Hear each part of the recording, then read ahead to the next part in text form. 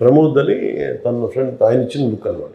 So దాంట్లో నాకు తీసుకున్న సారాంశం ఏంటంటే నెంబర్ ఆఫ్ జీఓస్ కానీ అడ్మినిస్ట్రేటివ్ ఫెయిల్యూర్స్ అన్నీ మాట్లాడి ఒక పెళ్లి కావాలి, ఒక సర్టిఫికేట్ కావాలి, ఒక డ్రైవింగ్ లైసెన్స్ కావాలి, ఏమి చేద్దాం అనుకున్నా ఇన్ని రోజులు పట్టేస్తుంది, మ్యారేజ్ సర్టిఫికేట్ కావాలి ఇన్ని రోజులు పట్టేస్తుంది, ఇవన్నీ ఉంటాయి. దీనికి సింప్లిఫై చేయాలంటే ఏంటంటే best thing is to go and reach out to people. So the went to people. ఎందుకు నాకు ఆ పుస్తకం మొత్తం నాకు ఆ వాక్యం చాలా బలంగా పట్టుకుంది. అంటే పరిష్కారాలు ఆఫీసులో కూర్చొని ఎతకలే, ఆఫీసులో కూర్చొని కొద్ది కన్ఫ్యూజన్ ఎక్కువైపోద్ది, ప్రజల్లోకి వెళ్ళాలి.